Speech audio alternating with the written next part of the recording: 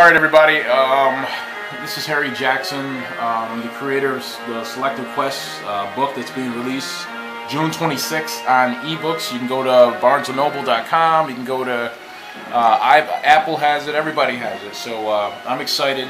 But this was the actual game that the book came from. This is a trading card game. I actually made these cards in 2007, so I am in the middle of reproducing these cards through a real trading card producer, print company. The game company is called The Game Creator, which is a great website for helping you do prints that aren't in bulk. I do have some distributors that are interested in carrying the game. One particular print company here in Binghamton wanted to carry it and have me just do all the sales. But I also make casino table games. My 2, 3, and 4 player chessboard game, Chess Empire, is out there, so I've got a lot of work. What we're going to do is actually just give you a quick breakdown of how this game actually works and plays. The setup here is nothing like the game. This is just to show you the different types of cards that are actually in the deck. I have my son, my 13-year-old son Brandon, who believes that he's the Selective Quest trading card game master. And what we're actually going to do is, if we get 50 subscribers, when that happens, we're actually going to shoot a live battle between myself and him. Since he thinks he's unbeatable, I'm going to try to knock him out. It's true, I am unbeatable. Because you might want to go with the dark. Because my team, even though that I like the light sometimes, it's just that the dark, one of my favorite Petals is in there. And my dark Petal is definitely the variant. Because almost every game I've been with the dark, keep been saving my butt millions of times. So alright, well, my dad's explaining it, so let's see what happens when we get 50 subscribers. Alright, anyway, so what we're going to do is break down exactly what we have. Each complete deck is 60 cards, and as you can see with the cards, they're very different, very unique. We're going to get into them in a few seconds. And the light deck is also available, so you have a light or dark, but everything else changes after that. Briefly, every player has to have a small attack dice. So if you play with a dark deck, you're going to use a dark small dice. And then you have a 6-sided teacher level dice, or excuse me, pupil level, which is the beginner level. So if you're fighting another pupil, you're going to see how this works. A 12-sided die is the teacher level. That's what I am.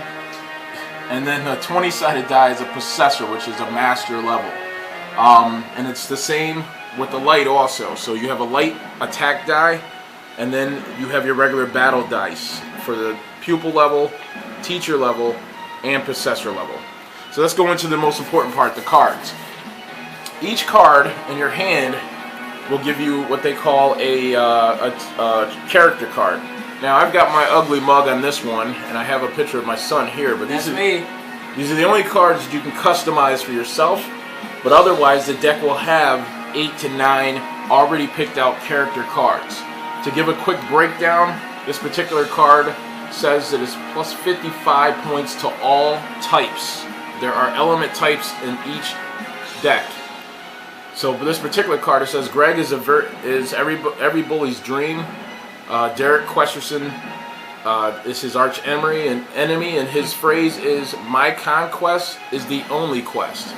So that's how his particular card is. But in this particular card, I put Brandon on there because he was excited about it. So you'll have a character profile and then a small headshot of the actual character that's going to shine through the cards. You'll see what we mean in a second. And then each card has a power level for the characters. So the one's position is strictly for the characters. So we're going to build a hand here before we actually begin to battle. We're not going to battle today, but this is just to show you how my cards work. So I'm going to keep that card faced up. Again, the same as here. Again, this would be a female card here that has Laura Lane as the character. She's one of our characters from the book. It claims that she was born and raised in Phoenix, Arizona. It says rage causes fire to burn just as strong as this particular questioner's desire to win. And her phrase is, burn the evil, blow away the ashes, the dark ashes. So that's just her phrase. But as you can see, there's a lot of action on these cards. Here at the bottom, she's not that strong against all other elements, so she loses 38 points.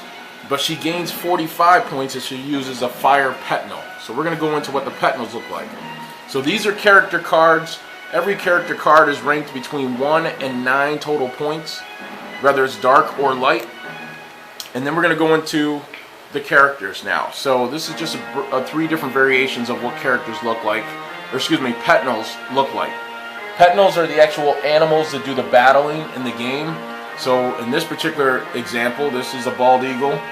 Most of the animals are real live animals that we can find anywhere in any zoo, anywhere in the animal kingdom. But they all have special types to them. This is a feather, for obvious reason, a feather type Petal. But this particular white lion actually can control attacks with ice. So it battles with ice. And then here's another one that is a mystic Petal. So you have regular animals, and then you have 2 other types, mystic and prehistoric, which are all your dinosaurs, your dragon types. So that's how we set this up. But I'm going to just show you some other ones here. Here's some light Petals. So this is a white lion, and of course it uses mainly ice as its battle attacks. Now this is a horrible drawing for ice, but then again, this is done in 2007, so you got to understand.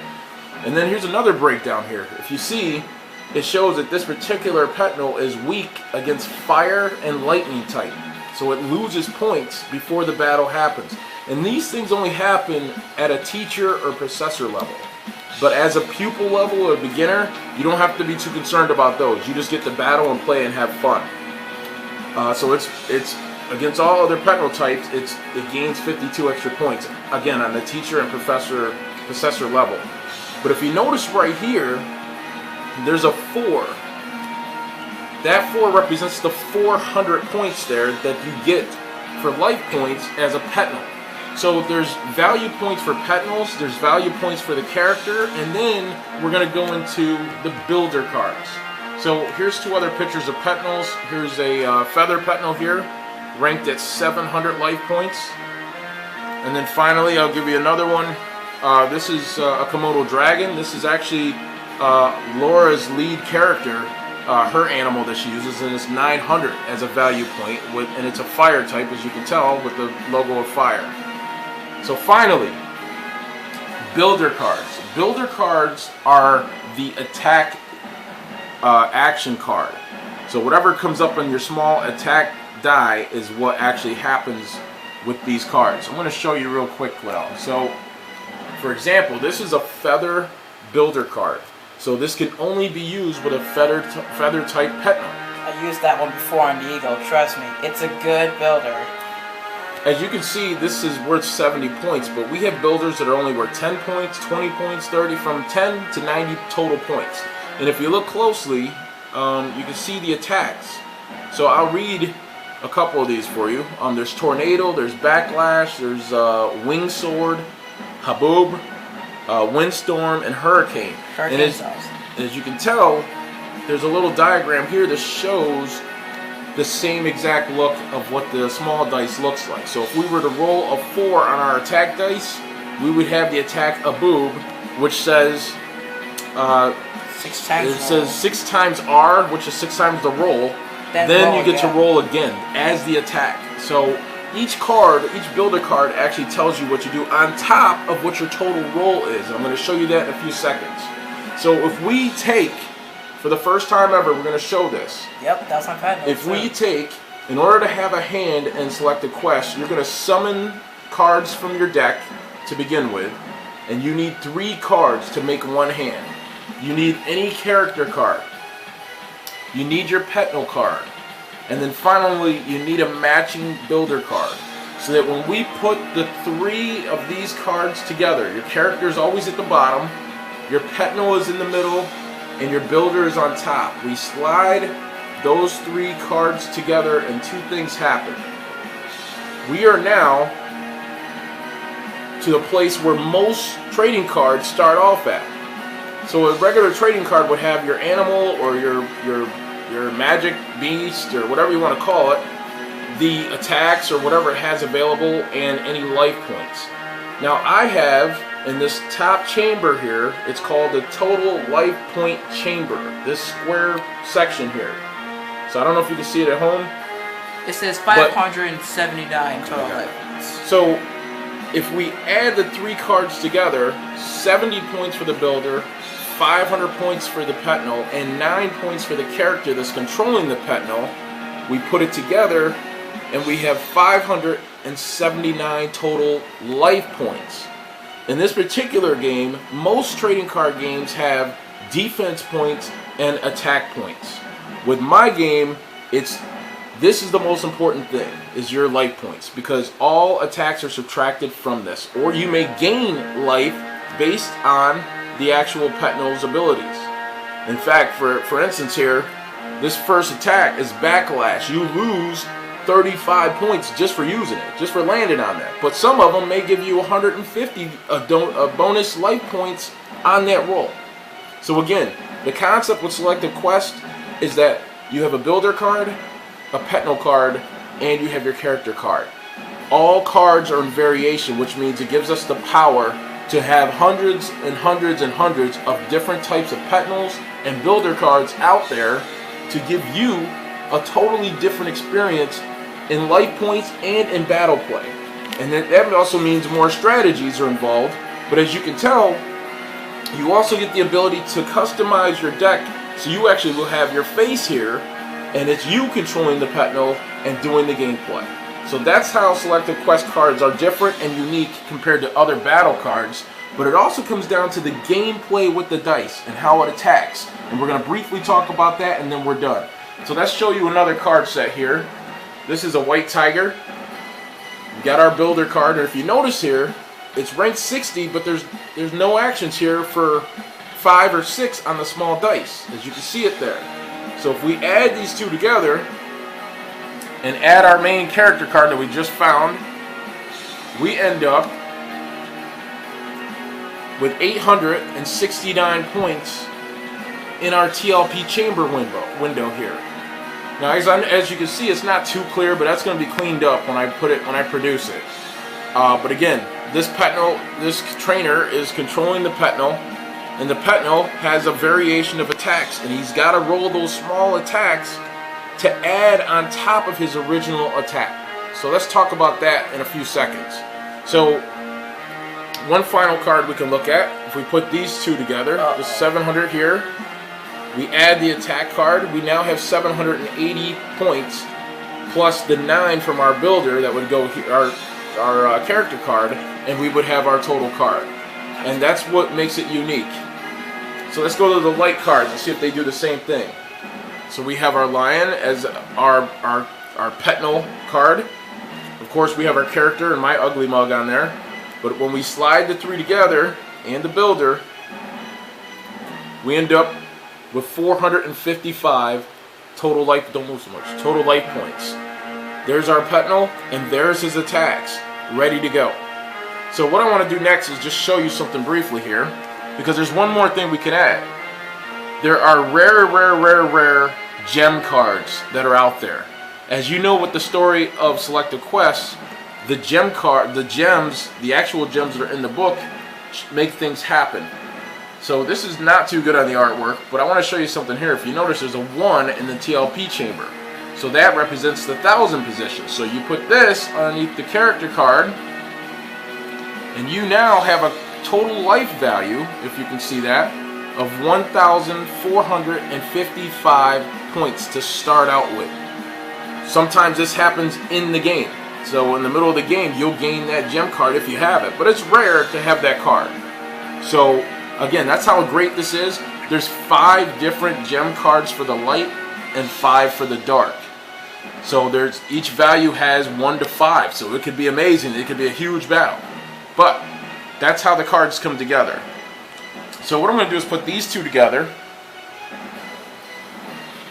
quickly. I like this one, so I'm going to put this one together. Yeah, that one, I gotta admit, that one's a good pet.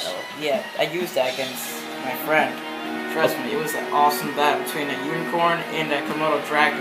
Okay, so as you can see here, the great thing about it, yesterday my son participated in a battle, you gotta be straight like that, with one of his schoolmates that was a female that was totally ecstatic that she was playing good and winning and doing well. But I want to show you how the dice work.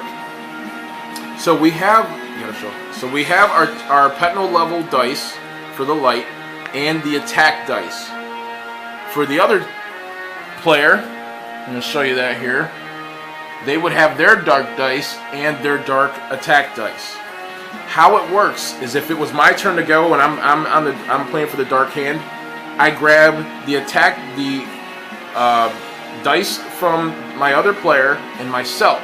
So I'm actually rolling 3 dice based on the position of what rolls up. Let's say the dice came up 3-2. If you notice, because it's my roll and I'm the dark thrower, I'm the dark dice, it's my dice, that 3-2 is now 32 points. So for example, we've got 32 plus we rolled a 5 on our attack die. So we look at our card here. It's a little hard to read, so I'm going to read it out loud here. But the 5 here represents a move called Tidal Wave, which is 7 times the roll as the attack. So it would be 32 times 7 that would come off of my competitor's life points. That's how it works. And sometimes this also happens. Sometimes you roll the dice and you end up with 2 numbers that are the same. When this happens, this is called a summons. When a summons happens, you go directly to your dice, to your deck, and you draw the top 3 cards off.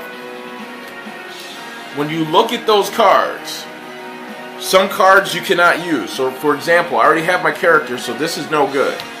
But this is a universal builder, which means if I roll a 1, 2, or a 3, I can do this attack. If I draw a 4, 5, or 6 on the small attack dice, I can use this attack. But this is only good 1 time. Or if I had the right Petno, which let's say if I had a forest type Petno, and my builder that I just drew was a lot better than what I had, I decided to play this and get rid of my other builder. So it's an upgrade. But you can't use a forest type builder with an ice or any other element. The only ones that do work that way is the universal cards, and they're only good once. So you would keep your builder card on the hand, and you would place your universal card over their hand and use it once. So there's other elements to the game. I just wanted to let you guys know, again, there's 60 cards in the deck. They're all variation. I mean, you can slowly see what I got going on there. We have anything from regular animals you see every day to, like I said, mystic animals that are there. They're available in the dark and light. And there's over hundreds and hundreds and hundreds of different types of builder cards and Petno cards that are going to be available. So everyone just got a sneak peek as to what I'm working on and what's coming out very soon. This is called the Selective Quest trading card game. It's on a level that you've never played before, even at a pupil level. And I'm looking to bring it to everyone very soon. So again, if you can give us, if there's 50 subscribers, you're going to see a live battle of my son versus myself. And I'm not looking to lose, so I hope I can beat him. But we hope that you guys continue to keep notice and keep watching us. And also on the 26th of June, please go to Barnes & Noble and get the book. Get the book. It's available for your Nook, your iPad, iPod, and just get a good read. So we thank you, and we hope to keep you guys watching and keep you involved. All right. One thing to say. I don't think he's going to win. My Fire Ant is my hero of the dark. Main reason why, every time on the dark side, it happens every time. I pick up a summon, the first time for getting the pet note, and it's always my Fire Ant. Hey, I got a deal. Listen, for anybody watching this, if you like us or on Facebook or wherever this is posted or wherever we have, if you subscribe to us and you vote that my son's going to win, if he wins, I'm going to get you a free starter deck with a $9 value. It's absolutely free for yours, and I'm going to select one person out of whoever votes for my son or myself, whoever wins. One lucky person is going to get the first full deck. They're going to make a choice of dark or light for themselves. They're going to send me an email, and they're going to get a full deck valued at $29.95, absolutely free. So that's it for now. Again, the book is out in less than 7 days, and I'm excited. Everybody wanted to try the Selective Quest trading card game. This was seen by Wizards of the Coast. This was seen by Hasbro, and we're bringing it to you. So we can't wait to let it go. We hope to see you soon. Get the dark.